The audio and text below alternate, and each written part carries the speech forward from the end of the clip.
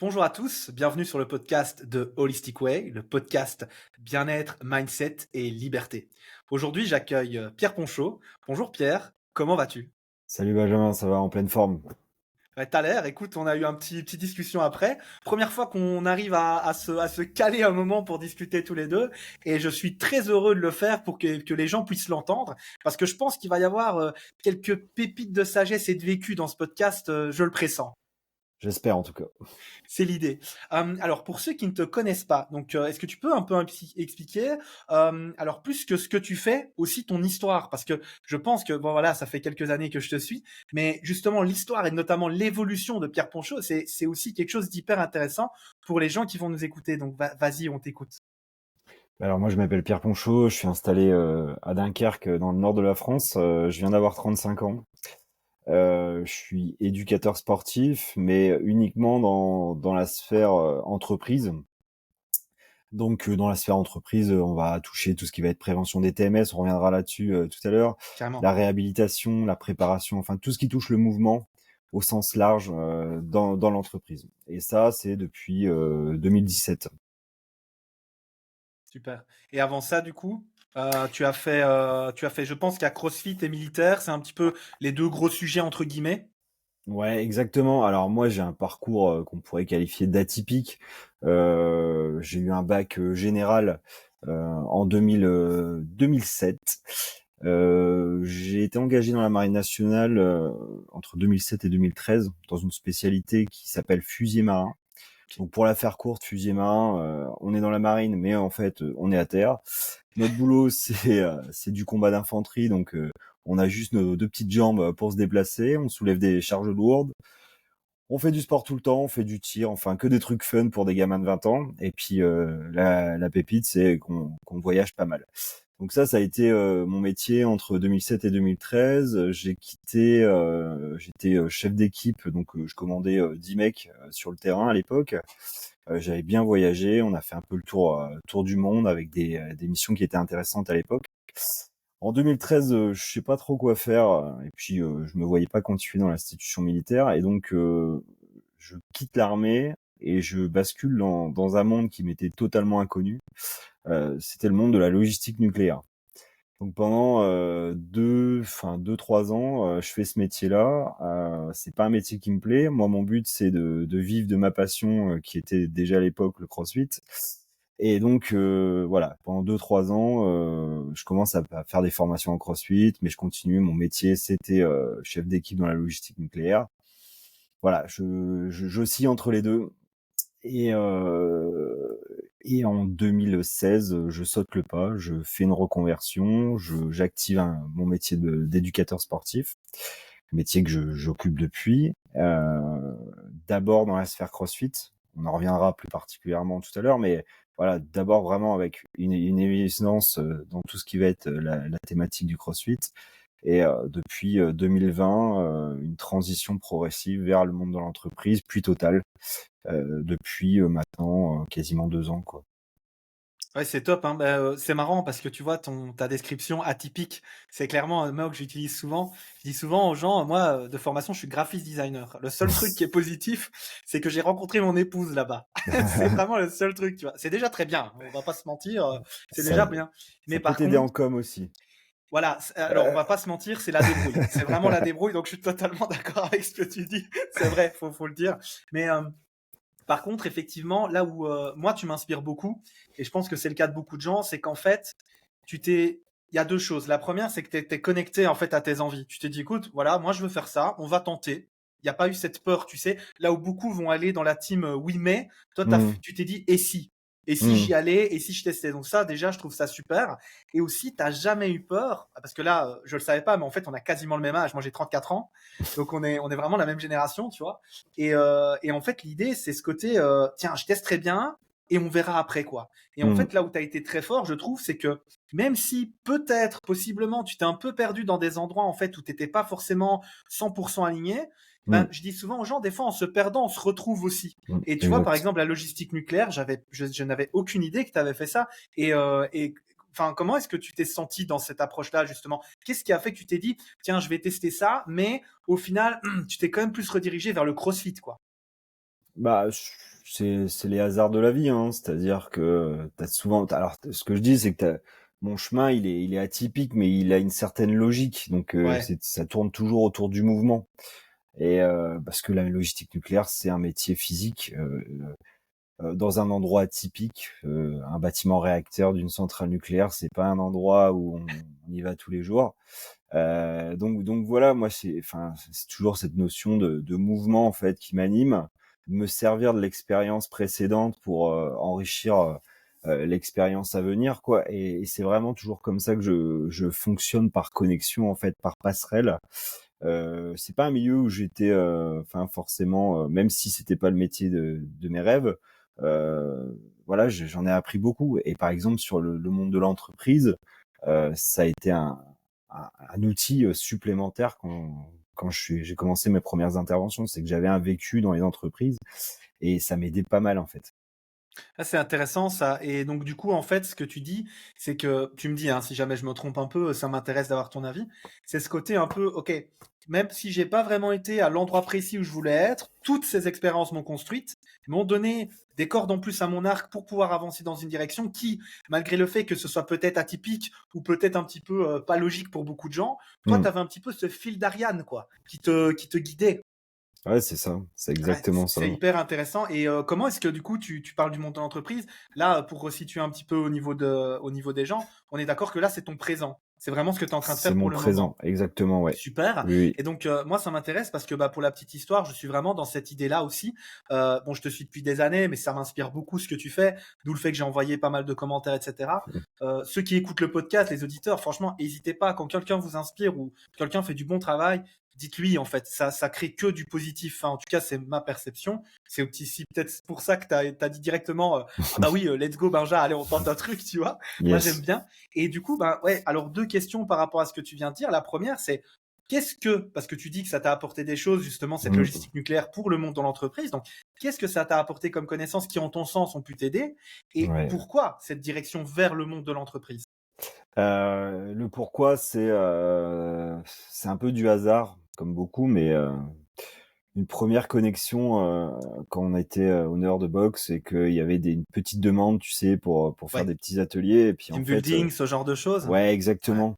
Et du coup, ça a été un peu la première passerelle et en fait, je me suis dit: «Mais purée, il y a quelque chose à faire», enfin, on touche du monde dans une salle de CrossFit, très peu au final.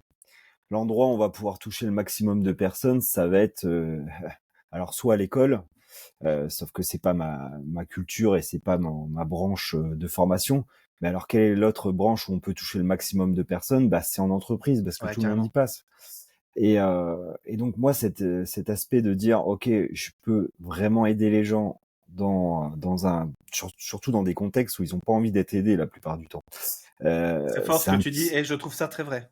C'est un challenge de tous les jours, hein, d'être, pour la petite histoire et pour les gens qui veulent, aller en entreprise, être éducateur sportif dans le monde de l'entreprise, c'est vraiment, un autre métier, hein. C'est vraiment compliqué et enfin voilà, il y a toute cette part, hein. On fait la jonction avec, la logistique nucléaire. Moi, ça m'a aidé d'avoir eu, cette connaissance du monde, parfois un peu rustre, très masculin. Alors je parle de l'industrie, mais c'est le cas, sur une bonne partie des Hauts-de-France, du monde de l'entreprise qui est pas toujours évident. On est face à des gens qui sont pas volontaires, réfractaires, enfin voilà, je noircis le tableau, c'est pas toujours le cas, mais on peut vite être déstabilisé si on vient du sport, on vient du coaching de madame, monsieur, madame tout le monde, ça peut perturber au départ. Et donc moi, le fait d'y avoir été, d'avoir été dans l'armée avant, enfin, ça a vraiment facilité mon intégration en entreprise.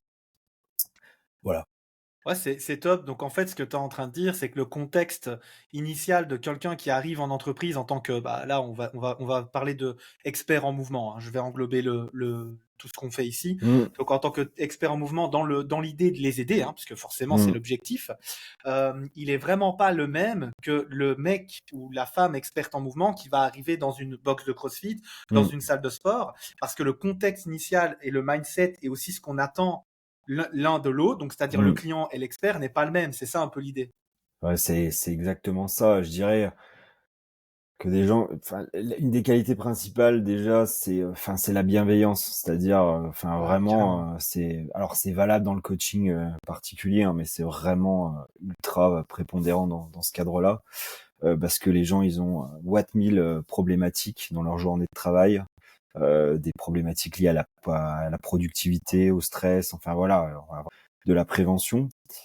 Et puis, il y a ce regard, enfin un petit peu, il faut être un vulgarisateur. On parle souvent de ce terme-là. Il faut savoir vulgariser au maximum pour Mmh. pouvoir vraiment transmettre un message qui soit pertinent et que les gens en face, ils se disent: «Ah ouais, non, c'est utile.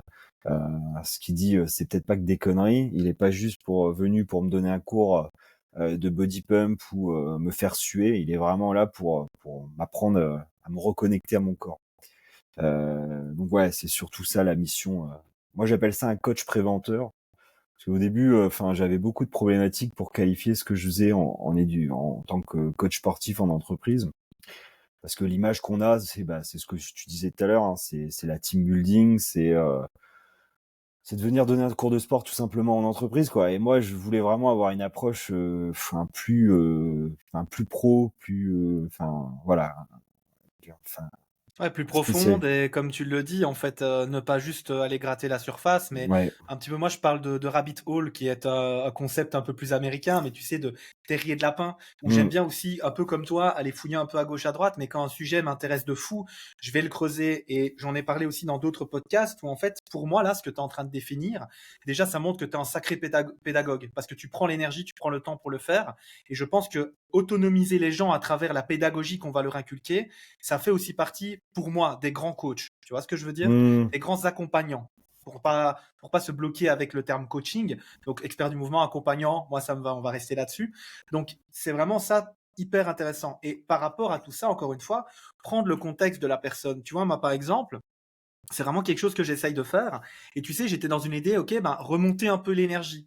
Et je me suis rendu Mmh. compte qu'en fait, ça servait à rien d'essayer de remonter l'énergie dans une entreprise parce qu'en fait, ils sont déjà pieds au plancher, anxiété à 100, ils sont à fond. Et là, je disais à mon époux, je dis, bah, j'ai un peu déconné en fait, parce que alors je les ai pas tués, mais je les ai fait un peu en mode. Et là, c'est marrant parce que tu vois, c'est des erreurs de jeunesse, carrément, tu vois. C'est ce côté un peu comme tu disais, on était en mode team building, allez les gars, let's go, on est Mmh. bien et tout. Et en fait, la fois d'après, j'ai testé relaxation. Et je me dis, bah, je suis peut-être complètement à côté de la plaque, hein, mais allez, on va tester. Et en fait, ils Mmh. sont repartis avec la patate. Ils étaient là en mode, putain, c'était trop bien. Et en fait, j'ai dit à ma femme, tu vois, ça, c'est quand tu essayes de donner à boire à quelqu'un qui meurt de faim. C'est bien, mais c'est pas ce qu'il veut. Mmh. Et donc, mon épouse, elle rigole beaucoup parce qu'elle me dit, t'es un fou. Mais je dis, ouais, enfin, c'est comme ça. Mais Mmh. cette idée-là, j'aime beaucoup ce que tu es en train de dire de pouvoir justement accompagner, autonomiser, être assez pédagogue pour aller chercher. Et j'en parlais encore une fois dans un autre podcast où c'était coacher, c'est confronter. Mais toujours dans cette idée, tu sais, d'Hormèse, quoi, de renforcer Mmh. par le test. Et aussi, bah, y a rien à faire. Tu as l'expérience, tu as la team bienveillance. C'est un hashtag que j'adore, que j'utilise beaucoup. La team bienveillance qui est peut-être que la plus grande bienveillance, c'est d'essayer d'aider les autres à s'autonomiser un maximum, tu vois. Et moi, ce que Mmh. tu fais là en entreprise, c'est top parce qu'encore une fois, c'est un peu, et ça, c'est ce que je dis beaucoup avec les chefs d'entreprise parce que, bon, les chefs d'entreprise, tu leur parles aussi autrement qu'à quelqu'un qui vient, c'est-à-dire que tu dois parler chiffres, tu dois parler productivité. Je pense que je me trompe pas parce que France-Belgique, c'est un peu même combat. C'est beaucoup plus OK d'être en burn-out qu'être au chômage en Belgique, tu vois. Mmh. Et ça, j'ai quand même un peu du mal avec ça parce que du coup, bah, moi, je suis en train de parler aux chefs d'entreprise en disant attention, le burn-out, il y a des signes avant-coureurs, il y a des choses qui montrent qu'on y va. Et en fait, j'ai vraiment deux cas qui sont ok, on fait tout pour essayer d'aider l'équipe. Et là, j'intègre bah, l'équipe en fait des ressources humaines, c'est pas plus compliqué que ça. Je pense que c'est plus ou moins ce que tu fais aussi. Et on va essayer justement de travailler ensemble pour pouvoir main dans la main créer quelque chose qui va relaxer, ok, qui va vraiment essayer de descendre ce système nerveux sympathique en parasympathique pour être plus cool. Ou alors j'ai vraiment la personne qui me dit non Mmh. mais c'est quoi les chiffres? Et là, tu es obligé de. Bon, voilà, moi, c'est quelque chose que j'aime pas trop, mais tu es obligé d'amener des chiffres en mode, bah voilà, tu es à plusieurs milliers d'euros de pertes quand tu as Mmh. quelqu'un en burn-out. Comment est-ce que toi, tu arrives un peu à, tu sais, lier ce côté humain et entrepreneuriat et à, alors, je vais utiliser le terme vendre, ce que toi, t'amènes comme bienveillance dans l'équipe? Il y a eu plusieurs étapes, hein. Très clairement, au tout début, je répondais tout simplement à une demande. Enfin, la demande initiale, c'était on a des blessures, on a tout essayé. On voit que, par exemple, c'est l'échauffement à la prise de poste, par exemple. Ouais, C'est un truc fun, ça peut nous aider. Donc voilà. Donc là, c'était vraiment, je réponds à la demande initiale de mise en place d'une démarche de prévention bien ciblée. Ensuite, j'ai commencé un petit peu à m'intéresser forcément à la notion pécuniaire parce elle est prépondérante dans les bien sûr. entreprises. La problématique qu'on va avoir, c'est que d'une part, enfin, c'est très difficile d'avoir, comment dire, de donner du visu à court, moyen et long terme à une entreprise sur une démarche liée à l'activité physique.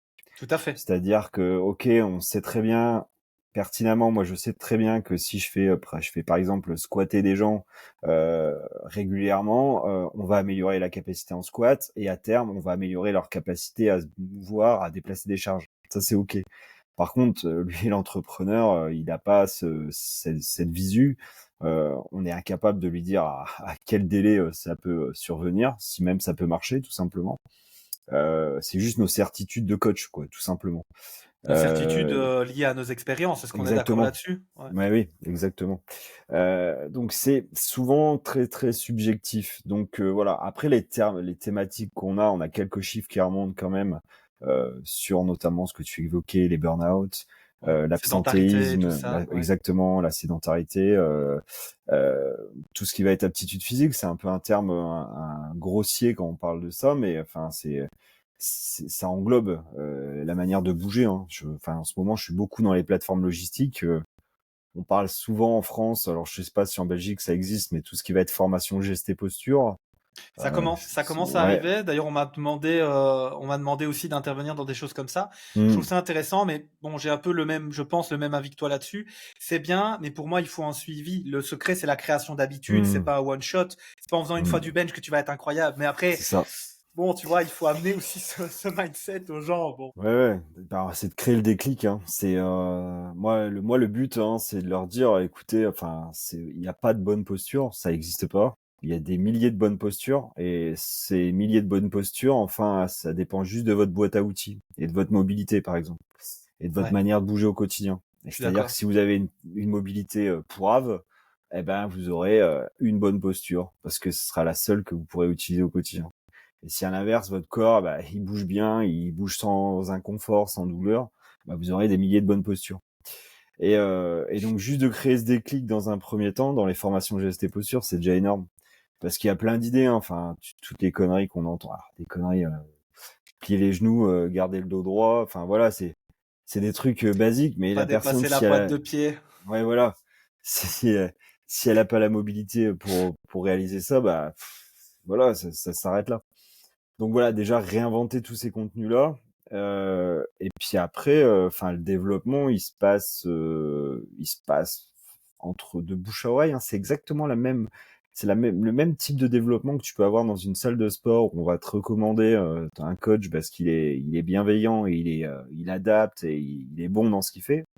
Bah, dans le monde de l'entreprise, c'est pareil en fait. C'est les responsables ressources humaines, les responsables qualité, les responsables sécurité qui vont discuter entre eux d'entreprise à entreprise et puis voilà, ton nom circule et puis voilà, ça prend à peu près le même temps que construire une box de CrossFit en fait. Hein. C'est exactement pareil. Hein. Et sauf qu'on va pas avoir enfin les mêmes mots, on va être, enfin voilà, on n'est pas enfin on n'endosse pas je mets pas de jogging pour aller en salle, pour aller en entreprise. Enfin voilà, j'essaie de casser cette image de coach sportif au maximum. Dans mes tout débuts, j'ai hésité, ben, on me connaissait surtout pour le CrossFit et donc du coup, oh là, je devais ramer pour casser cette image. Et donc du coup voilà, mais enfin c'est qu'une question d'adaptation au final, hein, comme dans tout. Hein. Ouais, je suis d'accord et tu sais, moi, par rapport au monde de l'entreprise, bon, ça me parle beaucoup parce qu'encore une fois, voilà, j'ai un papa, indépendant, auto-entrepreneur en France. Donc vraiment, il a toujours fait en sorte de développer les choses et d'avoir ça et maçonnerie. Donc tu sais, très physique, quoi. Mmh. C'est quelqu'un qui a 64 ans, voilà, il est là, il est costaud. L'autre fois, on s'entraînait un peu ensemble et il avait jamais pris un sandbag de sa vie. Mmh. C'était vraiment très drôle parce que il a pris le sandbag de 40 kilos, il l'a pris comme ça, il a dit: «Il faut le mettre où?» Calme-toi, tu vois. Calme-toi, genre il y a des gens ils se pètent le dos, tu vois, faire ça. T'es là, non, faut le mettre où?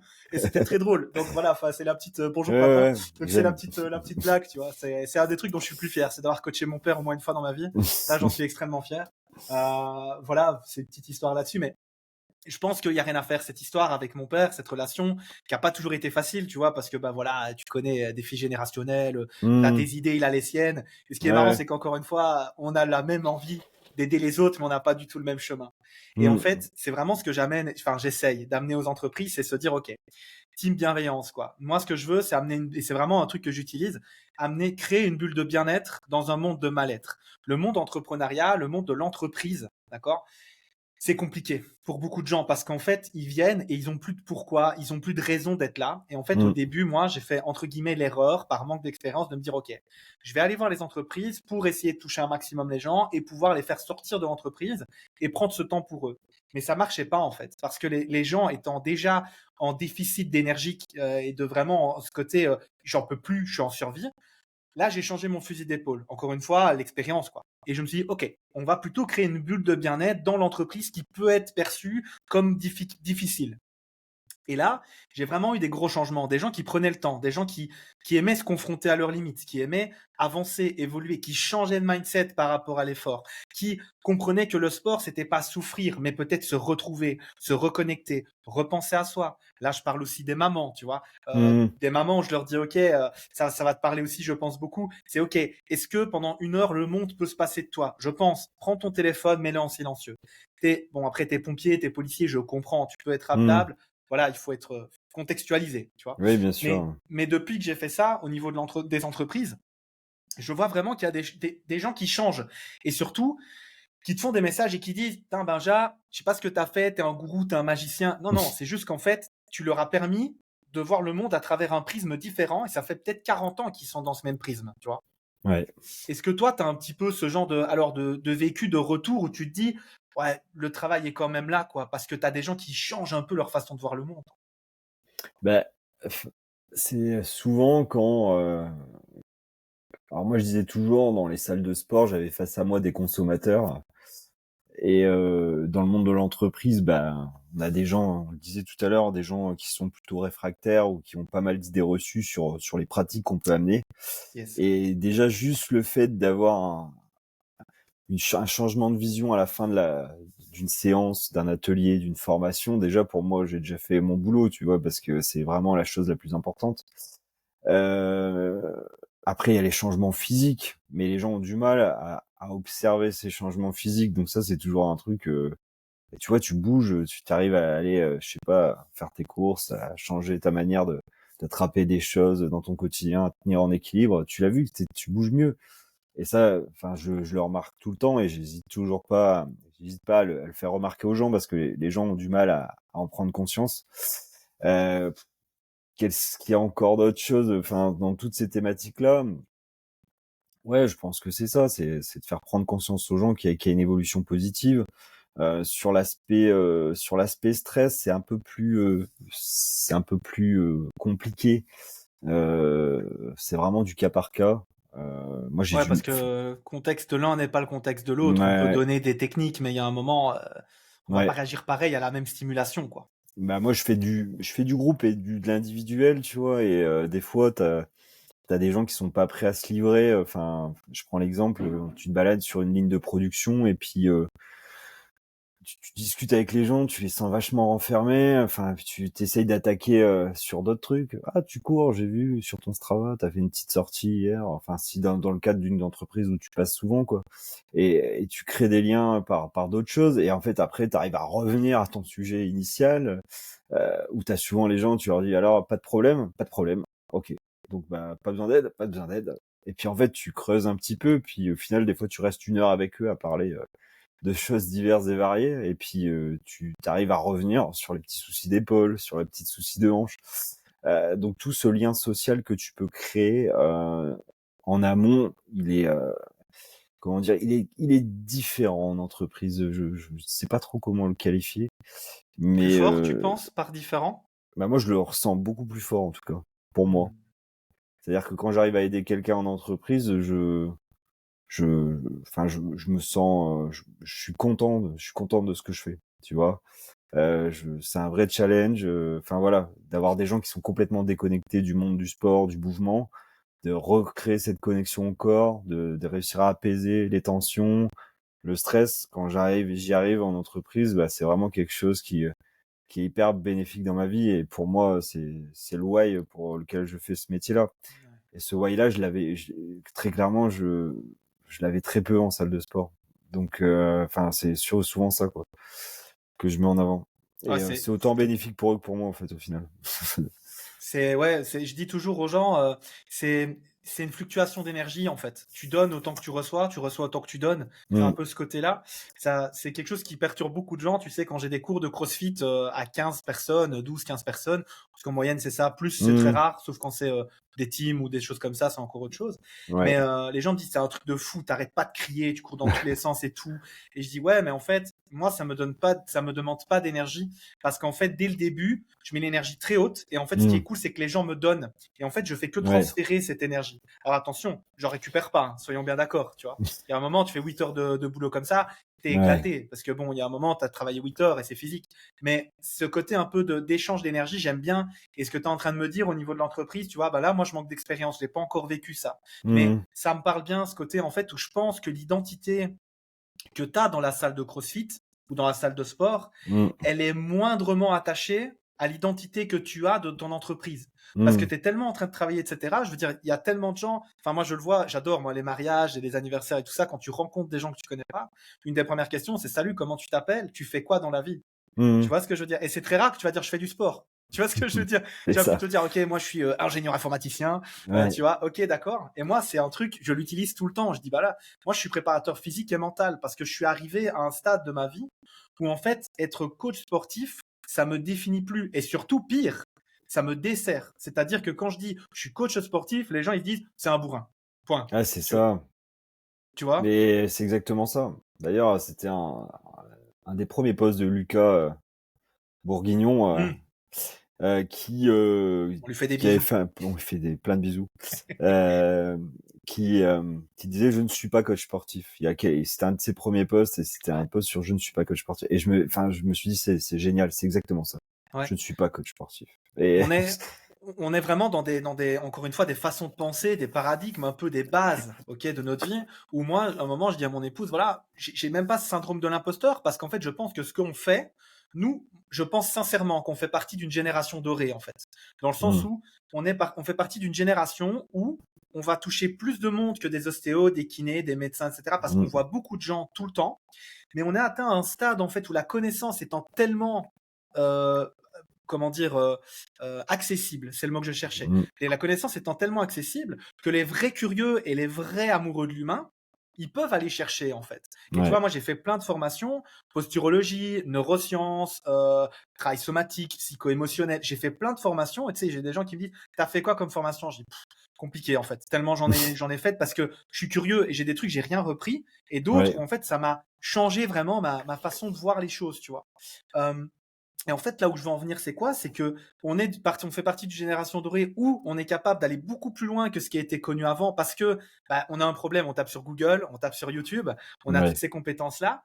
Mais par contre, on n'a pas encore la reconnaissance, alors à tort ou à raison. Moi, j'en ai plus besoin parce que maintenant, comment dire, l'image que j'ai de moi-même est plus en rapport avec les résultats que je vais avoir avec les gens qui sont là. Donc Hmm. fondamentalement, je n'ai plus ce syndrome de l'imposteur, en tout cas beaucoup moins, ok, qu'avant. Et donc, à cause de tout ça, tu vois, on est un peu dans un entre-deux, quoi, tu vois, qu'est-ce que tu fais, Pierre? Bah écoute, je suis coach en entreprise, ok, bah ça veut dire quoi? Et là, tu vas voir vraiment les gens un peu intéressés. Et moi, j'utilise ça tout le temps, tu vois. Et c'est Hmm. intéressant, du coup, qu'on parle de ça, parce que comment est-ce que tu te définis, toi, quand quelqu'un te demande un peu, ok, bah bonjour, comment tu t'appelles et qui es-tu, tu vois?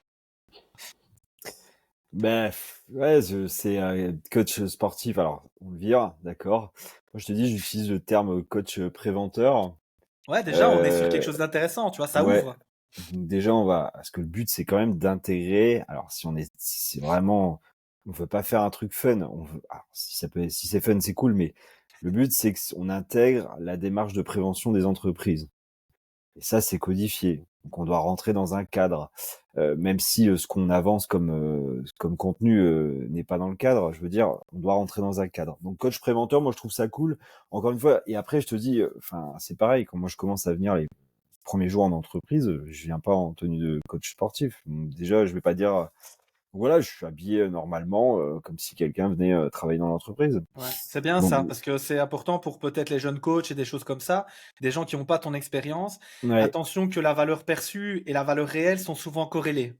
Donc là, ici, ce que je veux dire, c'est que quand Pierre arrive en smoking, j'exagère, mais en smoking, on est peut-être un peu exagéré. Mais par contre, si vous voulez parler avec des gens dans les hautes sphères qui vont être en smoking, bah, il y a un moment, il faut un peu vous aligner sur tout ça. Et je suis tout à fait d'accord parce que je vois un paquet de gens qui, malheureusement, bah, vous pouvez dire ce que vous voulez. Moi, c'est une croyance que j'ai et l'expérience, pour moi, me donne raison. La première impression compte, en fait. Et carrément. donc il faut être capable de Qui faire ça. Je suis d'accord avec toi. Alors clairement, enfin moi je le vois souvent, hein, si vous venez en entreprise avec des Metcon et un Et un, t-shirt un t-shirt XXS, Dragon Ball.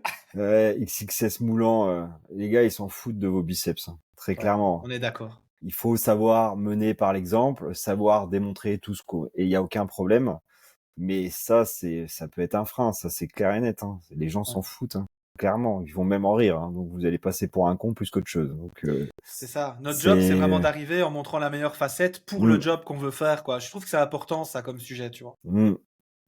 Ouais, donc et après devant les gens, bah moi je suis monsieur qui vient régler les problèmes, Ça s'il y a des fonctionne. problèmes. Enfin voilà, il y a souvent ce que je vois, c'est que malheureusement, je côtoie pas mal de kinés, mais j'ai rien contre les kinés, mais la problématique, c'est qu'à un moment, c'est là peut-être la faute des gens, ou alors peu importe, c'est que la passerelle, souvent sur les phases de réhab, euh, bah, elle s'arrête de manière très abrupte, et donc les gens, sont un petit peu laissés comme ça sur le coin, avec une fiche de séance, ou alors à dire, bah tu feras tes exercices à la maison. Il y a personne qui fait ses exercices à la Non, maison. non, c'est effectivement le cas. Et donc voilà, moi je suis un petit peu dans cette passerelle avant et après le kiné. Enfin voilà, c'est comme ça que je me présente. Et puis j'essaye bah moi je suis au plus proche, donc j'essaye d'être dans l'entreprise et pas juste pour venir animer un truc cool pour une team building. Enfin voilà, soulager les tensions, gagner en mobilité, m'interroger sur l'humain. Enfin voilà, j'utilise les outils que j'ai à ma dispo, quoi. Et puis euh, et puis voilà, c'est déjà pas mal. Ça reste, voilà, on est encore dans une période où l'éducateur sportif doit se trouver dans les entreprises. Euh, Moi, je mets vraiment l'accent là-dessus parce que j'échange avec beaucoup autour comment dire, de mon parcours, et qui se disent, ouais, si je pouvais aller en entreprise, ça serait cool. Mais il faut vraiment changer, pivoter à 180 degrés quand on va dans les entreprises. Et, euh, et c'est pas toujours évident, même si derrière les gens nous le rendent bien. Moi, je sais que pour m'adapter au monde de l'entreprise, il m'a fallu au moins 1 an et demi, quoi, pour vraiment avoir commencé à voir les codes, à savoir vers qui me tourner, comment parler aux gens, comment me positionner. Enfin voilà. Et je fais constamment évoluer bien plus que je n'aurais pu faire évoluer mon coaching enfin, je veux dire, sur un lesson plan en CrossFit. Enfin voilà, je sais, enfin, j'ai une trame, je suis ma trame. Là, en entreprise, enfin, c'est souvent de l'adaptation. Et souvent, vraiment de l'adaptation plus. Euh, donc voilà. Non, c'est top parce que du coup, ça me permet de faire une transition qui va pas être trop mal, je pense. On est en train de parler du présent et moi, j'ai envie aussi de partir un petit peu dans le passé. Alors, je reprends mon téléphone parce que ça, je pense, c'est le tweet, c'est un peu un tweet comme ça, tu vois. C'est la phrase, je pense, le texte qui me dit, voilà, c'est le moment où je dois mettre Pierre dans le Stickway. Et alors là, je me permets de la lire pour pas paraphraser. Alors, c'est un post que tu as mis, décision des 15 dernières années. Et directement après, tu mets m'exiler de la sphère CrossFit a été ma meilleure décision des 5 dernières années. Est-ce que tu peux un peu nous parler de ça? Bah ça a été, ça reste une des décisions les plus marquantes de ma vie. Débuter dans le CrossFit, on est en 2009, on est sur une base américaine au Koweït, et je vois des mecs, des ricains, fond de la salle, en train de faire des trucs chelous. faut t'imaginer des keeping pull-up sur un portique, chaise romaine, enfin ça ressemblait pas à grand-chose et je me dis mais qu'est-ce qu'ils font quoi? Et puis on sympathise et puis je fais mon premier entraînement de CrossFit sans le savoir. Euh, et puis voilà, moi je viens de la course à pied du demi-fond, je suis à l'aise sur les distances 800, 1500 mètres. Euh, je me rends compte que dans l'armée française à ce niveau-là en 2009, on pratique beaucoup de courses à pied, des pompes, des tractions. Voilà, on marche beaucoup avec des sacs, on fait tous des trucs comme ça. Mais je sens qu'il me manque un truc dans ma préparation. Et faire ces premiers entraînements, le premier WOD que j'ai fait, c'est le WOD 300 là, c'était à la mode à l'époque. Je savais rien faire, je savais pas faire de deadlift, je savais pas faire d'épaule jeux de fin, c'est un carnage quoi. Et je sors de là, je suis rincé. J'ai plus de lombaires hein, parce que j'ai tiré mes 50 deadlifts avec mes lombaires. Enfin bref, mais je me dis c'est génial. Donc là ouais, à ce moment-là, pendant ces 2, 3 premières années là, où je suis encore dans l'armée, où je découvre un petit peu de manière autodidacte le CrossFit avec des potes, qui pour beaucoup sont devenus des honneurs de boxe dans les années qui ont suivi. Euh, je me dis c'est génial cette méthode. C'est vraiment génial. Je rentre pas dans le CrossFit pour l'aspect communautaire parce que, enfin, c'est pas ce truc. Enfin, moi, je fais du sport depuis que je suis gamin. L'aspect communautaire, je l'ai gagné, je l'ai connu à travers le système associatif, à travers l'armée. Donc, pour moi, l'aspect communautaire, c'était pas le truc le plus prépondérant. Mais par contre, pour l'aspect combinaison des exercices, se rétamer la gueule au sol, enfin voilà, tous les trucs qui ont un peu trop activé mon système sympathique ces dernières années. Enfin voilà, c'était top. Et donc voilà, je dirais que jusqu'à temps que, que j'ouvre ma box, j'ai été un peu dans ce mood-là en fait. Paradoxalement, j'ai commencé à changer ma vision du CrossFit quand j'ai commencé à coacher du CrossFit. C'est intéressant ça. Ouais. Et Combien de temps après avoir commencé le CrossFit, ça, du coup? enfin, je passe mon level 1 en 2015. Ok, Je ouais. commence le CrossFit en 2009. Je commence réellement à coacher en 2016. Je passe mon level 2 en 2017. Enfin voilà. Et je commence à me dire, ok, quand je commence à coacher des gens, je me rends compte par exemple que il y a des choses qu'on fait, c'est pas le truc le plus efficace pour les faire progresser. Tu vois. Je prends l'exemple type, euh, overhead squat. Ouais, mais si tu sais pas faire d'overhead squat, tu peux prendre un pipe. Et là, je me dis, ça n'a aucun intérêt. Enfin, pour des gens qui ont vraiment des besoins, enfin, de squat, l'overhead squat, à la limite, on s'en fout. Je prends un exemple au hasard. Les finishers. Tout le monde fait des finishers parce que c'est cool de partir sur une note de j'ai déjà vomi, maintenant je vais roter du sang. Ah ok, mais et là je me rends compte par exemple des gens qui sont en sympathique tout le temps, leur reclaquer du sympathique, bah ça n'a aucun intérêt. Ouais. Des gens qui dorment 3 heures, qui viennent au cours de 20 heures, leur claquer de la haute intensité, c'est débile. Parce que derrière les gens ils vont être incapables de dormir. Enfin, et tous ces points-là, je commence à réfléchir. Enfin, voilà, le strict avant le keeping. Enfin, tous ces trucs-là qu'on a déjà entendus et débunkés des centaines de fois. Bah moi, à partir de 2016-2017, quand je commence à être confronté à des gens, je me dis purée, mais il y a des choses qui Il y a vont des pas en fait. lacunes, ouais. Et alors je remets pas en cause la méthodologie à ce moment-là, mais je me dis voilà, il y a des manques. Et je me rends compte euh, avec les connaissances qui évoluent, je me dis mais purée, mais on fait pas évoluer la méthode sur ces points-là, tu vois. La notion de respiration, qui est pour moi, enfin moi je suis instructeur Oxygen Advantage à côté depuis maintenant 2 ans. Je m'intéresse à la respi, à Wim Hof depuis cette époque-là, hein, tout simplement aussi. Et je me dis putain, c'est des trucs qui sont hyper utiles en fait. Juste réapprendre à respirer aux gens. Et souvent, ce que je vois, c'est ah mais non, mais la respiration, ça sert à rien parce que dans tous les cas, les gens ils sont obligés de respirer. Ok, merci, mais on pourrait aller un peu plus loin. Et donc, tu vois, tous ces petits trucs-là, alors toujours à travers les formations, tu vois, tu disais, ouais, moi également, j'ai fait plein de formations. Je pense que j'ai un PEL chez CrossFit, enfin, de quoi me payer au moins un petit appart, et dans plein d'autres autres formations. Et puis je me dis, voilà, je pique à droite, ça me peut être intéressant. Je prends ça, je jette la moitié. Enfin voilà. Allez, je prends l'exemple du CrossFit Level 2. Enfin, je trouvais ça génial. Enfin, faire des lessons blancs, faire ce que les gens font quasiment pas. Enfin voilà, se préparer. Enfin, je trouvais que c'était génial.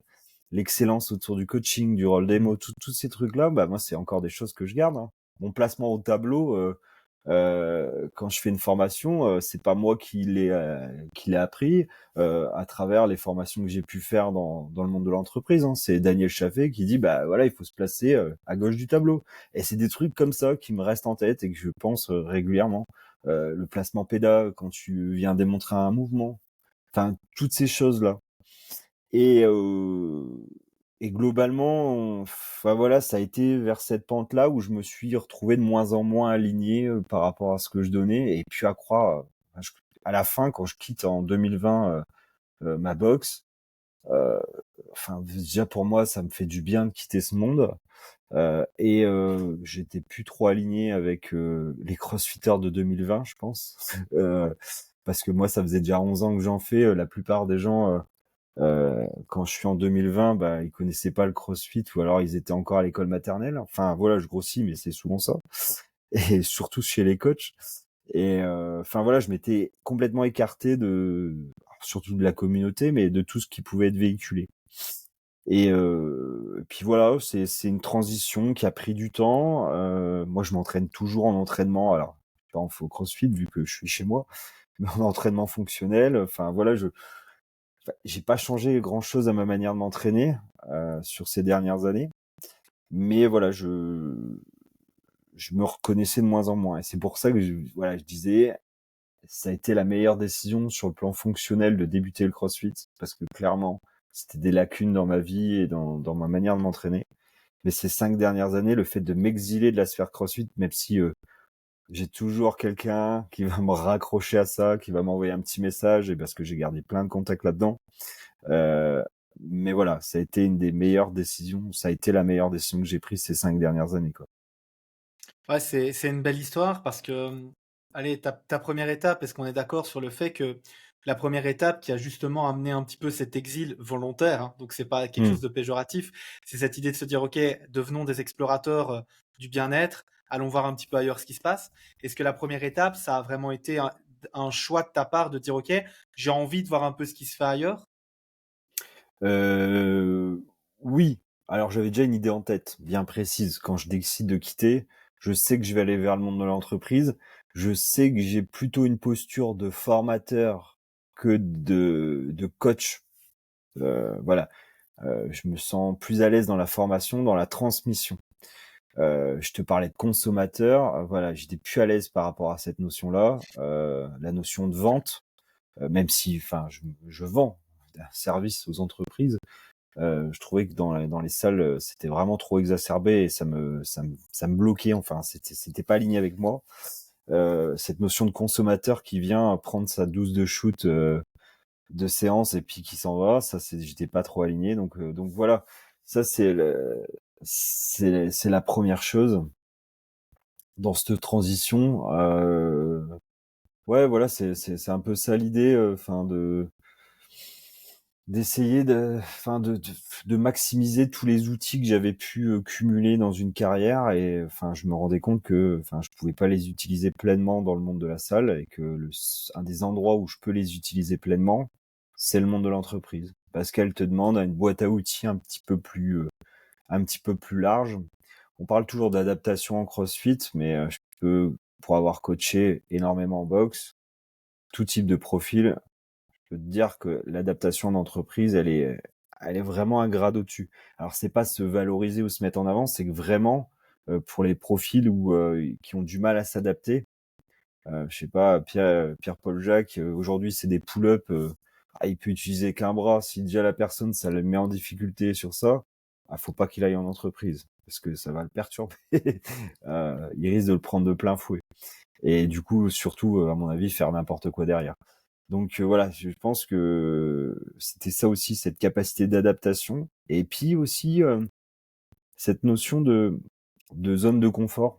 C'est-à-dire que, enfin, clairement, moi, encadrer un cours de CrossFit, Ça me demandait pas beaucoup en termes de sortie de zone de confort. C'était vraiment, enfin, je me donnais à 100%, ça me fatiguait, mais en termes de zone de confort, t'en sortais pas des masses parce que tu sais exactement ce qu'il faut faire. T'as tes parades, t'es chez toi, tu parles à des gens que tu connais, et donc moi qui aime bien un petit peu aller me dépasser dans la sphère sportive, mais aussi dans le métier, là j'y ai trouvé vraiment. C'est-à-dire que moi j'ai toujours peur, cette petite crainte, ce petit, tu vois, euh, cette petite crainte au fond de moi quand je vais dans une entreprise. Chose que bah, le matin, quand tu vas, comment dire, à ta session de sport, à ta session de CrossFit que tu vas encadrer, bah tu l'as plus parce que tu y vas comme si tu allais au bureau, quoi.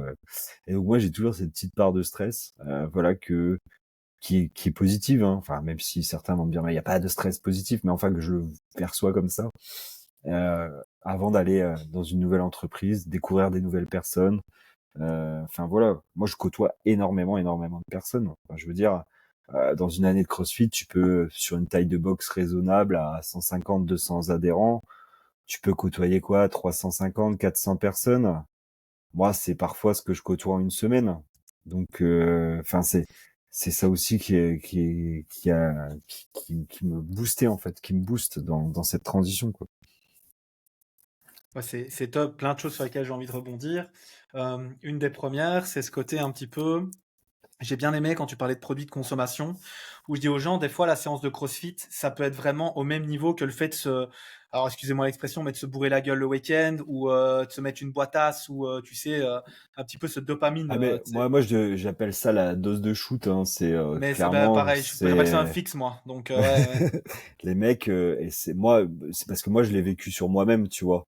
Enfin vraiment, c'était ça. C'était tu pareil, hein. viens prendre ta dose de shoot. Si tu Ouais, l'as pas, tu auras pas l'impression de t'être entraîné, quoi. c'est Alors ça. qu'en fait, cette dose de shoot, elle doit être à la marge, en fait. Enfin, ça doit être vraiment.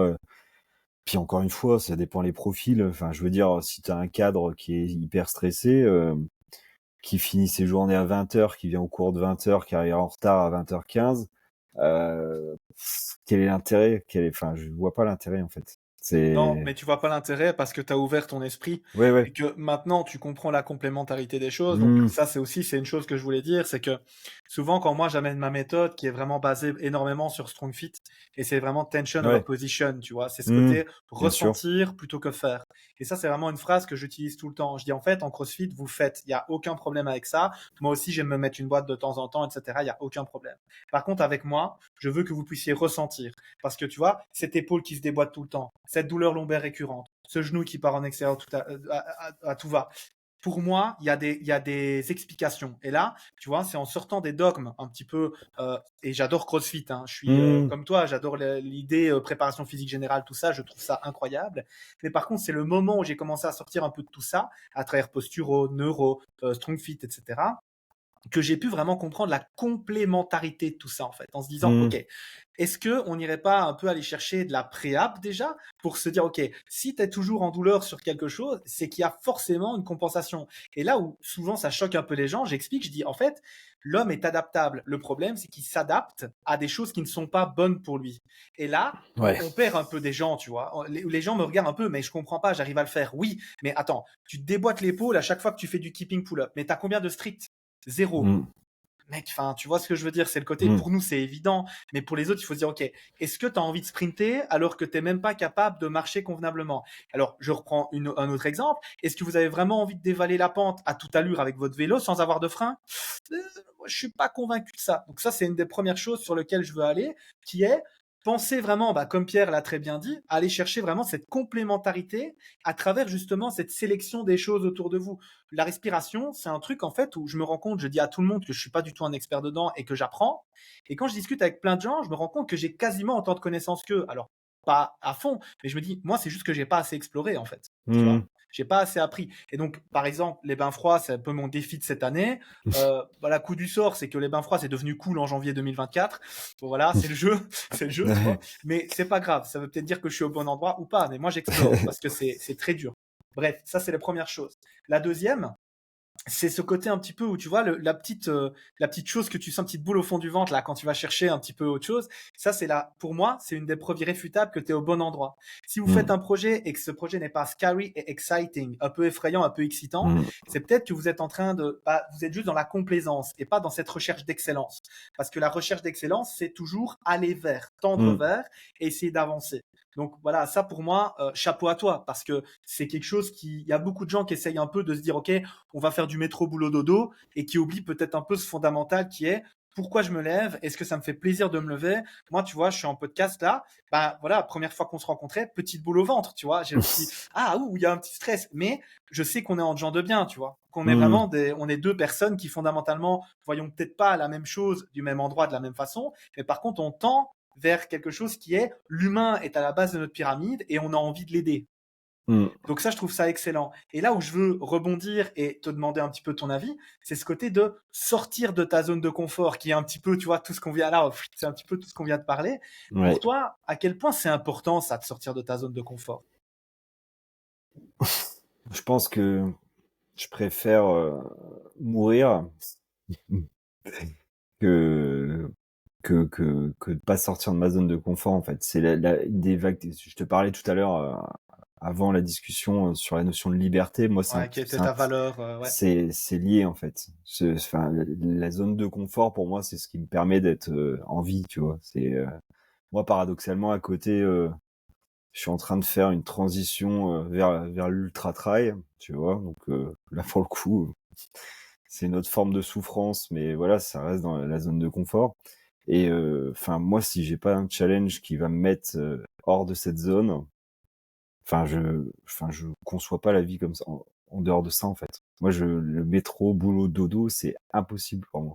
Alors, il y aura toujours des gens qui vont me dire: «Oui, mais tu verras, oui, mais tu verras», mais non, en fait, c'est tellement viscéralement ancré en moi que, en fait, moi, je serai jamais dans une zone de confort, en fait.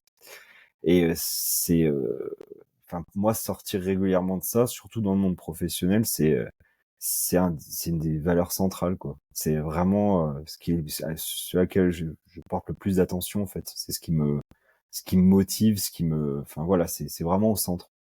Et surtout, par opposition, heu, aux gens, à la population en général qui nous entoure, hein, «Ah ouais, je peux faire ça, mais enfin, je peux pas, j'ai pas le temps, je peux pas, j'ai des enfants, je peux pas, ah, mais tu comprends, c'est compliqué», Enfin, moi, je veux dire, j'ai vendu ma boîte, il me restait plus un rond, sur mes comptes. J'avais une maison à payer que j'avais achetée. Enfin, je m'en foutais, en fait. Clairement, moi, moi, la chose la principale, c'est sortir de ma zone de confort. Et quand on parle d'alignement, l'alignement, pour moi, c'est sortir de ma zone de confort.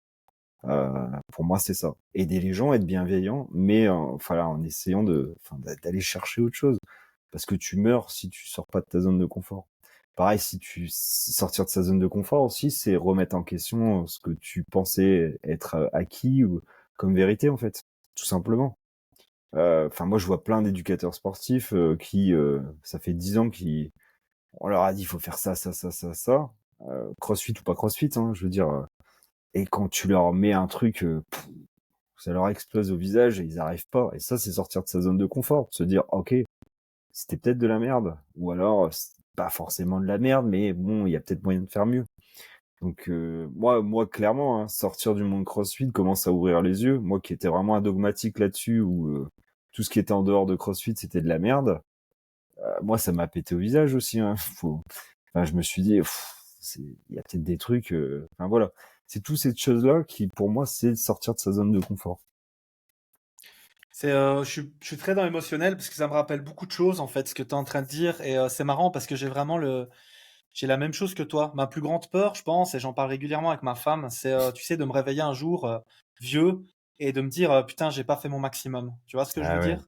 bah, Ça, je je pense, c'est vraiment ma plus grande peur. Et je fais un exercice régulier, maximum tous les 3 mois. Je me regarde dans la glace, tu vois, et ouais. dans les yeux, et je me dis, OK, est-ce que tu es au bon endroit? Est-ce que tu fais les bonnes choses? Mmh. Ce podcast, je l'ai lancé un peu comme ça, où je me dis, écoute, est-ce que tu as des choses à raconter? Je pense que oui, fondamentalement, j'ai beaucoup de choses à raconter parce que j'ai beaucoup de questionnements Mmh. et des choses qui me font avancer dans la vie avec des échanges avec des personnes comme toi, tu vois. Et Ouais. ça me fait du bien, en fait. Et je pense, et ça, je veux vraiment que les gens, les auditeurs écoutent, si vous pouvez vous regarder dans la glace, dans les yeux, c'est déjà dur, hein. Honnêtement, ça a l'air de rien, mais c'est déjà un exercice compliqué parce que tu ne peux pas te cacher. C'est-à-dire que même si physiquement ça ne va pas, tu ne peux plus te cacher. Et là, tu te regardes et tu te dis, OK, est-ce que demain je meurs, je ne suis plus là, il m'arrive quelque chose, est-ce que je suis aligné avec ma vie? Si Mmh. c'est non, c'est OK, mais c'est votre responsabilité de changer les choses. Ça, Mmh. c'est hyper important. Et en fait, quand j'ai commencé justement à sortir de tout ça, de toute cette sphère comme toi, c'est j'ai eu la chance en fait d'avoir quelqu'un qui était déjà en dehors de cette sphère CrossFit parce que c'est le sujet là pour le moment, Ouais. qui est en fait Bastien Lerut. Donc c'est un ami, vraiment un Mmh. ami qui a été pour la petite histoire mon tout premier coach CrossFit, qui maintenant est un ami, un collègue, un associé, avec qui j'avais fait No Brain No Gain podcast pour la Ouais. petite histoire. Et en fait, lui, il m'a amené vers les neurosciences, la neuroperformance avec Institut IP, etc. Et en fait, je comprenais rien du tout. Et c'est ce qui m'a chauffé en fait. Et je me suis dit, putain, comment ça se fait que ça fait des années que tu es dans un domaine où tu considères que tu es quelqu'un de compétent et tu comprends rien à ce qui est en train de se raconter. Ça veut dire que tu rates des choses, en fait, tu rates des étapes. Et en Mmh. fait, mon chemin de vie, comme le tien, il est dans cette ligne-là. C'est-à-dire que plutôt qu'être le pompier qui arrive quand le feu est allumé, je préfère être le pompier qui va dans les écoles en disant, bon, et on va essayer de pas jeter de cigarettes, par exemple, voilà, tu sais, dans la poubelle, des choses comme Ouais. ça. Donc, on en revient un peu à ce cercle vertueux de la préhab, en fait, de prévenir avant de guérir, quoi, tu vois.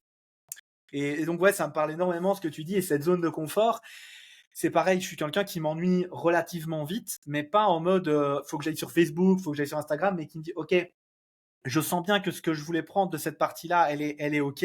On va continuer à regarder, à jeter un coup d'œil, mais par contre, tu as besoin d'autre chose, tu vois. Et ça, Mmh. je sens que c'est quelque chose de très profond chez toi aussi. Et Mmh. qui, je pense, te permet aussi de te créer ta liberté. Est-ce que je me trompe? Ah ouais, non, mais c'est ça, enfin, vraiment, ma liberté, vient aussi, bah, de ce sentiment de, comment dire? Ouais, quand tu me dis, «Je m'ennuie», ouais, ouais, moi, je peux vite m'ennuyer, en fait. Mais je peux vite, en gros, m'ennuyer, c'est pas être à ma place. C'est, tout simplement ça, parce que si tu es à ta place, généralement, à l'instant T, ben, enfin, moi, je me suis fait royalement chier, mais paradoxalement, quelques années avant, c'était la même chose, donc c'est quoi qui avait différé? Pour moi, c'était pas forcément le fait d'avoir fait ça des milliers de fois. C'était juste le fait qu'à un moment donné, j'étais plus à ma place, quoi. Et c'est là que tu t'ennuies, en fait. Toi, tu as Tu te sens changé, en fait. tu te sens bridé, ouais, ouais, bien sûr. Et bah, c'est un tas de facteurs qui font que tu changes. De toute façon, moi, j'ai toujours, enfin, cette notion de remise en question, il y a 2 types de coachs que j'ai rencontrés dans ma carrière. Enfin, vraiment, si je dois synthétiser, c'est la minorité qui remet en cause vraiment, tout ce qu'ils pensent savoir. Et enfin, on parle de la respi, on parle de plein de choses qui vont dire: «Ah mais ouais, purée, ça peut être utile», enfin, plein de choses. Et les coachs qui, pour eux, c'est trop difficile de se remettre en question, ça leur percute trop au visage et en gros, c'est: «Beh, non, mais de toute façon, ça sert à rien». Et ça, enfin, on parle de la respi, on peut parler des réflexes archaïques, on peut parler, du froid, enfin toutes ces petites choses qui sont énormes parce que si tu commences pas juste à t'intéresser, par exemple, aux réflexes, tu vas te dire: «Purée, bah, je peux commencer à tout remettre en question, dans mon coaching». D'ailleurs, vraiment, j'encourage les coachs, à aller au moins jeter un œil de ce côté-là. Heu, enfin voilà, c'est souvent pris pour des trucs de chaman, comme la respi, hein, mais enfin, c'est la base, hein. Enfin, c'est tellement la base que et ça te permet de dire enfin, l'année passée, j'ai fait le premier, on a fait, l'intégration, l'IMP, à Caen et c'était ma première fois où j'allais un petit peu découvrir les réflexes et moi j'y suis allé, en n'ayant rien lu là-dessus. Je suivais Lucas mais voilà, je m'y intéressais vraiment de loin. Purée, puis là tu commences à percuter. OK, il y a tous ces gens-là. À un moment donné, j'avais tous les tips, mais ça marchait pas. Et maintenant je commence à comprendre pourquoi ça marchait pas. Parce qu'en fait, ça n'aurait rien puis je suis sûr que ces gens-là, je vais les retrouver dans les box où ils sont à l'heure actuelle. Il y a le même défaut, parce que ça n'a pas été solutionné. Et c'est pas de la faute des coachs, c'est juste qu'ils ont pas les outils à ce moment-là. Et enfin toutes ces choses-là. Et donc tu as vraiment 2 types de coachs, qui sont, et malheureusement, les coachs qui remettent toujours tout en question, alors il faut pas toujours, remettre en question, mais si, quoique si, c'est pas un problème. Heu Ils sont quand même à la marge. Et enfin, en tout cas, dans ce que je vois sur les réseaux, c'est souvent à la marge. On aime bien suivre, pour pas être, enfin voilà, on aime bien suivre. Enfin voilà, c'est quelque chose qui est valable pour l'humain en général. Et il y en a que quelques-uns qui commencent à réfléchir, même si ça s'améliore, même si je vois de plus en plus d'entraîneurs euh, commencer à s'ouvrir un petit peu. Je trouve que le phénomène est long. Euh, et ça, je parle juste dans l'aspect CrossFit que je connais et que je maîtrise. Mais si je suis sûr que si on va dans d'autres sphères, c'est pareil, quoi. Hein. Enfin, je suis sûr C'est qu'on peut sûr. aller prendre des préparateurs physiques des années 90, on les projette ici. Je parlerais paraguayen, donc ça serait compliqué, quoi. Donc ouais, une thématique que j'aime bien aussi mettre en avant dans le métier, c'est la notion de responsabilité absolue. Oui, Euh, alors 100%. Ouais, je suis Ça d'accord. vient d'un. Tu as lu le livre ou Joko, enfin ouais, ouais. ouais. Alors certains détestent Joko, enfin on l'aime pas, c'est un pur Navy C'est Seal, hein. c'est comme tout, il faut prendre ce qui t'intéresse dans ce que tu veux apprendre. Moi, je suis pas du tout le côté ultra, voilà, c'est carré, c'est tout ça. Mmh, Mais je suis pas comme ça parce que de base, dans ma vie, je suis pas carré. mmh, Par contre, ça me permet de vivre des aventures incroyables, hein, comme ce podcast. mmh. Mais par contre, le côté un peu part du principe, parce que moi, je l'ai un peu transformé, tu vois. Moi, je pars du principe, cette responsabilité absolue, c'est que même quand c'est pas ta faute, pars du principe que ça l'est pour que tu puisses avoir des leviers d'amélioration sur tout ce Ouais, mais qui c'est exactement considère ta ça. vie. C'est Voilà. exactement ça. Donc ouais, je suis C'est 100% d'accord avec toi sur c'est ça, ça ouais. la responsabilité absolue. C'est de prendre la responsabilité de tout en fait. C'est OK, ça a merdé. Même si on pourrait se trouver des excuses et dire que c'est pas totalement de ma faute parce Ouais. que je sais pas, c'est peut-être pas moi qui coachais ce jour-là, c'était le stagiaire ou bidule ou Mhm. chouette, ou de toute façon Jean-Mich c'est toujours un con parce qu'il nous casse les pieds, il comprend rien. Bah, il comprend rien, ça tu vois, c'est moi constamment et encore plus en formation, quand quelqu'un fait pas la bonne chose ou ne comprend pas ou enfin ne fait pas le bon geste ou tout ça, c'est excuse-moi, c'est moi qui me suis mal exprimé C'est et je ça, 100%, recommence. c'est ta faute. C'est Et magnifique ça. c'est pas, c'est trop facile de dire à quelqu'un: «Ouais, de toute façon, tu vu, ah elle est là dans le cours, elle va encore me casser les pieds parce qu'elle comprend rien». Ouais, mais c'est parce que peut-être que à ce moment-là, t'as pas les outils pour lui parler, heu, voilà, de manière optimale. Donc ouais, la responsabilité absolue, elle est enfin voilà, enfin, tu vois, moi, ma manière de fonctionner, c'est ça, c'est la zone de confort. C'est cette notion de responsabilité absolue et d'alignement. Et tout ça, si ça marche à l'heure actuelle, parce que clairement depuis un an en entreprise, c'est vraiment quelque chose. Enfin, voilà, je gagne ma vie, j'ai plus de temps pour moi, je travaille de chez moi, je peux lire des bouquins, je suis jamais parti autant en vacances. Enfin voilà, toutes ces choses-là, c'est parce que à un moment, je suis resté accroché à ça, tu vois. Même quand ça allait pas, même quand il y avait plus un sou sur mes comptes, même quand j'avais plus de bagnole. Enfin voilà, je suis resté accroché à ça. Et même quand tout le monde te dit, ouais, enfin Pierre, enfin, il fume la moquette, ça sert à rien, il dit des conneries. Je suis resté accroché à ça. Et puis voilà, puis enfin, je pense réellement que c'est des. Alors je dis pas que tous les éducateurs sportifs doivent être alignés sur ça, mais c'est vraiment des points dans la performance qui sont en tant que coach, qui sont vraiment importants à garder en tête. Responsabilité absolue, zone de confort, ça nous tue hein, sinon. Hein. Enfin, clairement, Ouais, mais en puis fait, la moi, responsabilité absolue, c'est une forme de sortie de zone de confort, hein, tout simplement aussi. ouais, je suis d'accord. Mon épouse, par exemple, quand je discute de ça, elle est un peu en mode, ouais, c'est pas vrai. Si quelqu'un vient te marcher sur les pieds, c'est pas ta faute et tout. Je dis non, mais en fait, si quelqu'un vient et tu sais, fout le bordel dans ton cours, par exemple, c'est pas ta faute, mais par contre, c'est ta responsabilité de gérer et de réagir comme il faut Mmh, pour améliorer les choses. Et je dis moi, et c'est vrai que c'est quelque chose qui me, alors je pense que c'est aussi, ça me conforte dans l'idée de me dire, ok, comme je suis tout le temps en train de chercher cette excellence, cette performance dans mon amélioration pédagogique, etc., je me dis, bah, c'est des choses sur lesquelles je peux agir et travailler, tu vois. mmh, Et donc, je suis tout à fait d'accord avec ça parce que je pense que si tu n'as pas de guideline, de why, le pourquoi, c'est compliqué en fait de, au moment où c'est facile d'être aligné quand tout va bien dans ta vie. Mais c'est le moment où, comme tu dis, t'arrives, tu quittes, t'as plus de boulot, t'as plus de rentrée d'argent, t'es dans la merde. Moi, j'ai déjà fait plein de fois ça, deux, trois fois, et encore récemment où j'ai quitté une salle parce que j'avais rien contre eux, mais il y a un moment où on n'était plus aligné en fait. C'est-à-dire mmh, qu'on me demandait de rester à une place qui n'était pas la mienne, que je ne voulais pas avoir et dans laquelle en plus je n'excellais pas parce mmh, que c'était en mode, voilà, reste à ta place. Et je dis non. Et là, je reviens aux valeurs fondamentales dont toi tu parlais, la liberté, l'autonomie, en fait. mmh. Cette envie, ce besoin d'être qui tu as envie d'être pour toi, mais aussi Ah pour les ouais, autres, tu vois. ah ouais, clairement. Ah ouais. Donc ouais, top. Est-ce que on va arriver tranquillement, vers la dernière partie. Est-ce qu'il y a un sujet que tu veux aborder avant de passer sur ça? Pas spécialement, je me laisse guider, Benjamin. Tu peux, c'était propre, hein. Non, mais C'était propre. on a déjà parlé pas mal de l'entreprise, de ce que j'y faisais et enfin voilà, moi, enfin si je devais juste clôturer sur l'aspect entreprise auprès des jeunes coachs parce que, enfin, je prétends pas avoir la vérité absolue sur ça. Enfin, j'ai beaucoup de demandes sur ces coachs qui veulent progressivement intégrer les entreprises.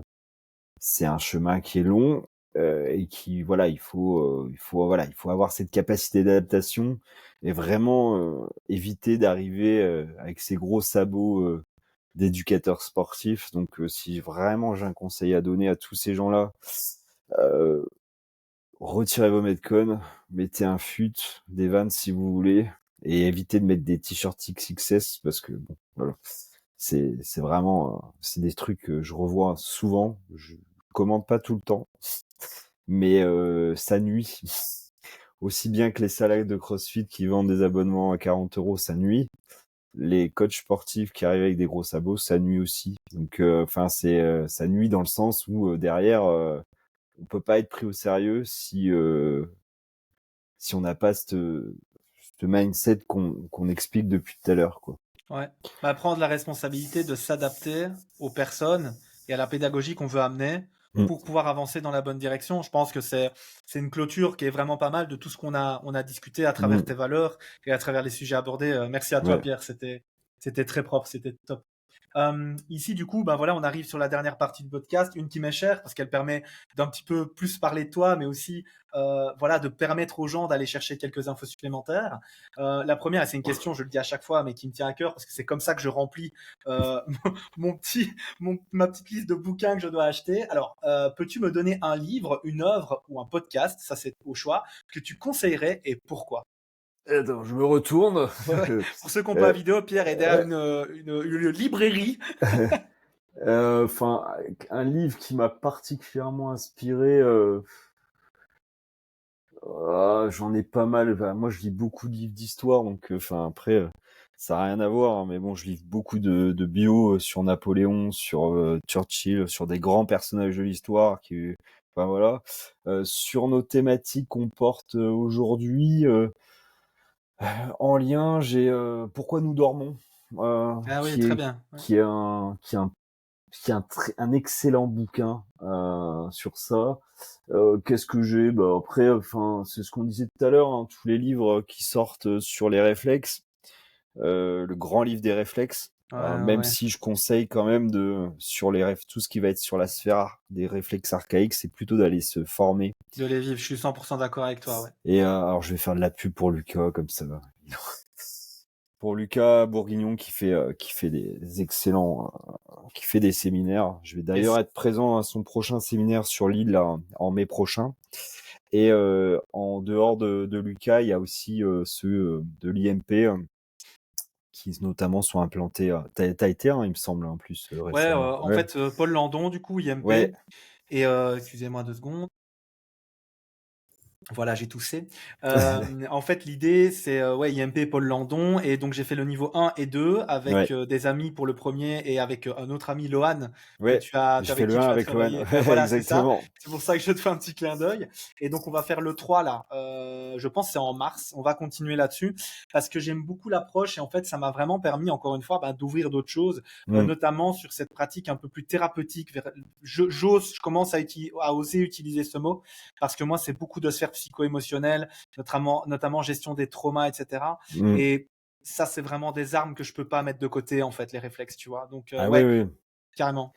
Moi, c'est mon objectif, alors de l'année et de l'année 2025, ça va être d'intégrer la prise en compte des réflexes archaïques dans la prévention des troubles musculo-squelettiques en entreprise, quoi. Parce que je Ah sais ouais. que c'est un outil,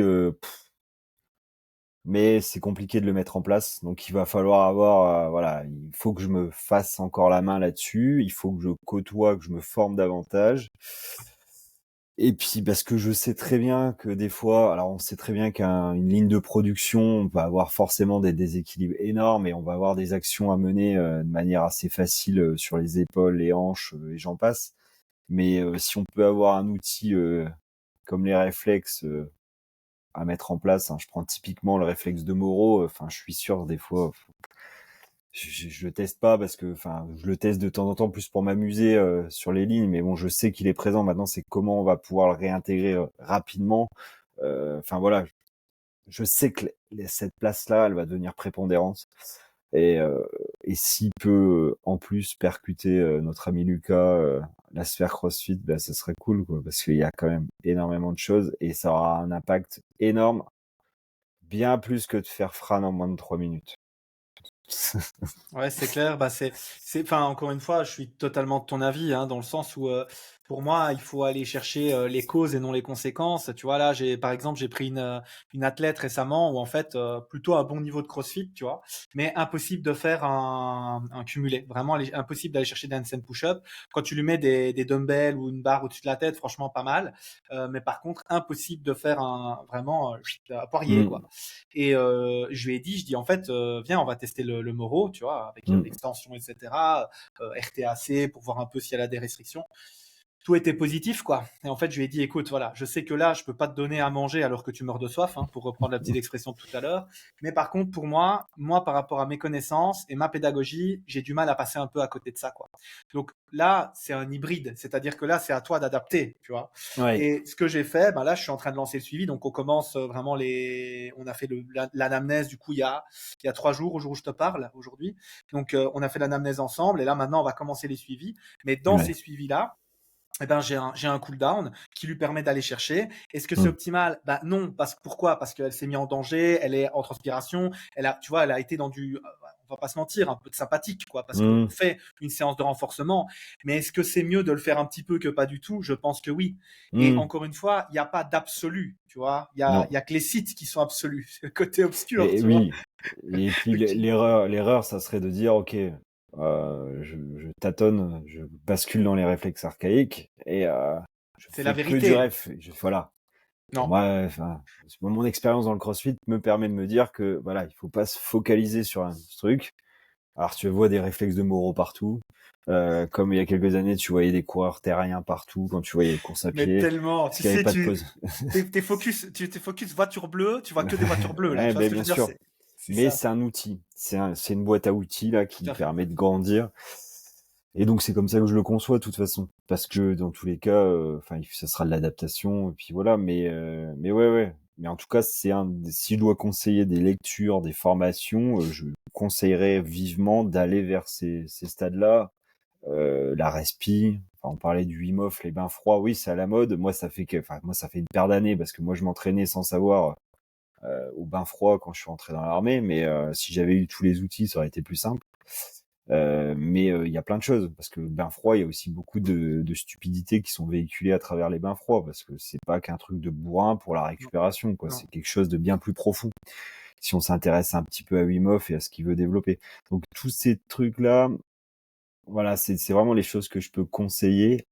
Et puis voilà, continuer à être curieux, enfin à lire, enfin faut être curieux. Enfin, c'est vraiment ça.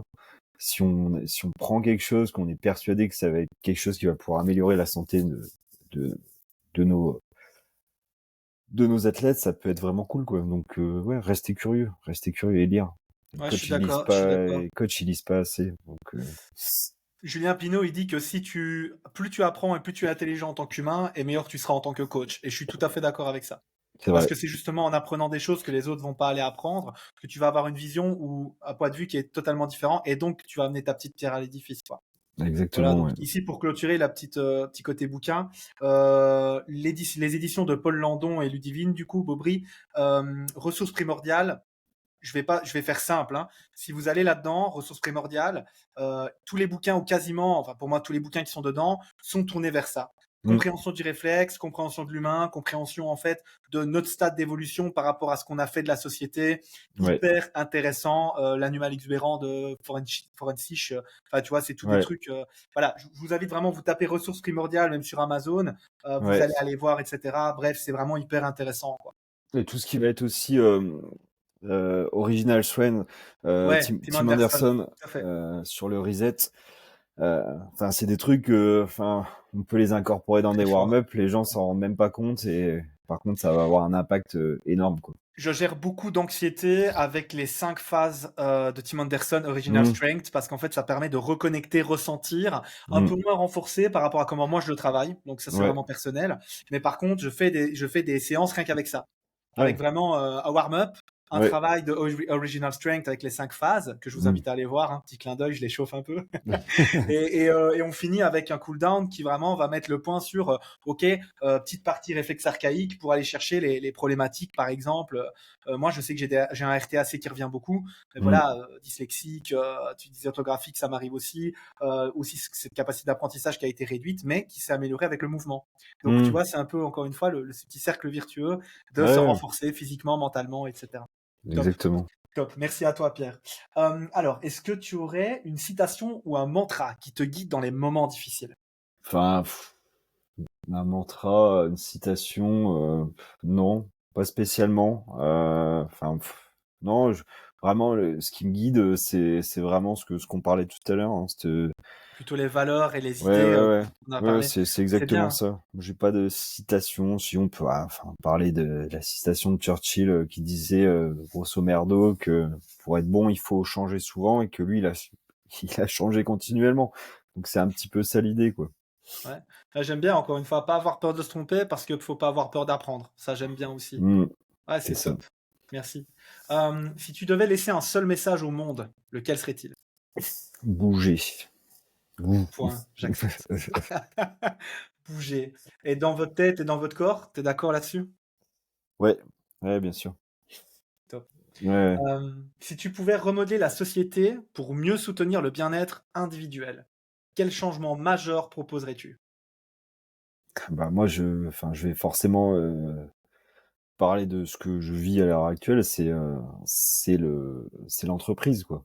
C'est comment on peut intégrer du mouvement dans les entreprises. Enfin, comment on peut changer fondamentalement notre approche aussi autour du mouvement, quoi. C'est notre métier. Enfin, moi, je le dis tout le temps, je suis pas un géo, quoi. Je suis pas un mec du Club Med qui vient faire de l'animation. Je veux plus voir les enfants rester 8 heures assis en salle de cours aussi, tu vois. Ça, c'est des trucs enfin, moi, ça me sidère. C'est vraiment quelque chose bah, qui est valable en Belgique et en France, tu vois, un petit peu moins en Europe du Nord, mais enfin, moi, je conçois pas ça. Enfin, re-responsabiliser les gens. Mmh. Enfin, en Europe, en France particulièrement, on a un système de soins, de sécurité sociale qui a tendance à déresponsabiliser les gens, tout simplement. Et moi, c'est quelque chose, en tant qu'indépendant, qui me fait mal quand je paye des cotisations, mais qui surtout me désole, parce que je côtoie beaucoup de gens qui sont sur de la fatalité, qui se laissent complètement aller, quoi. Enfin, et si on avait un système qui était un peu plus responsabilisant dès l'enfance, où on transmet réellement le mouvement au sens large, pas juste sur l'aspect sportif. Enfin voilà, si on devait avoir un changement majeur, c'est ça, quoi. Réintégrer le mouvement à toutes les étapes de la vie, de la naissance jusqu'à la mort, et surtout, bah, dans mon cas, peut-être repenser un petit peu le monde de l'entreprise par rapport à ça, quoi. Ouais, c'est un très belle réponse, je trouve, et qui, je pense, encore une fois, va parler à beaucoup de monde. Si tu avais quelqu'un à me proposer pour le podcast, ce serait qui? Si tu as pas encore pris Lucas, moi Lucas, non, j'ai, pas encore. Enfin, en gros, il a un on lui a agenda fait assez, compliqué. on lui a, on lui a fait assez de pub aujourd'hui. Voilà, Lucas. Euh, Ouais, bah, je le note, ouais. bah moi, écoute, des gens qui m'ont, alors moi qui m'ont toujours inspiré, Quentin Vigneault à Initium, CrossFit Initium à Lille. Vraiment, enfin moi je le conseille toujours. À chaque fois qu'on me demande s'il y a quelqu'un, pourquoi? Parce que même si je suis plus dans le CrossFit, c'était vraiment une personne qui m'a toujours guidé, qui a pas peur d'aller un peu à contre-courant et de parler franchement. Donc voilà, tu restes dans la sphère CrossFit, mais c'est ça. Ouais, Quentin Vigneault. Top. Alors, un dernier conseil, ce que tu souhaites laisser aux gens qui nous écoutent. Arrêtez de faire des apnées quand vous lisez des emails. Recentrez-vous sur.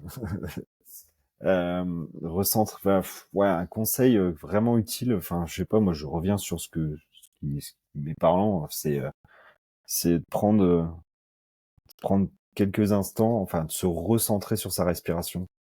C'est pas un truc de sophro, c'est pas un truc de yogiste, c'est vraiment un truc naturel. Et enfin, si on pouvait juste prendre quelques temps des fois pour retrouver une respiration fonctionnelle, complète, nasale, euh, sans apnée, à certains moments de notre journée, ça pourrait déjà rien qu'avoir un impact énorme, quoi. Ouais, Et ouais. puis, pas hésiter, enfin, je le dis souvent, mais enfin, c'est tous des trucs que j'utilise en entreprise, mais à modifier le plus souvent possible sa posture, à arrêter de poser son cul trop longtemps sur une chaise. Pour les gens qui sont aficionados des réunions, on a la réunionite en France, on fait des réunions, bah, on arrête de les faire pendant 2-3 heures. Enfin voilà, remettre du mouvement, c'est ce que je disais tout à l'heure. Retrouver tous ces petits trucs où on peut remettre du mouvement dans sa journée. Et c'est tous ces petits gestes anodins qui auront un impact énorme. C'est bien plus important que tu sais, on parle toujours de prenez les escaliers, mais tout le monde s'en branle. Enfin, et en gros, prenez les escaliers, ça va avoir un impact énorme sur votre santé. Si c'est répété tout au long d'une journée, d'une vie, d'une semaine, enfin peu importe. Enfin voilà, tous ces petits gestes anodins, bah, en prendre conscience et les multiplier.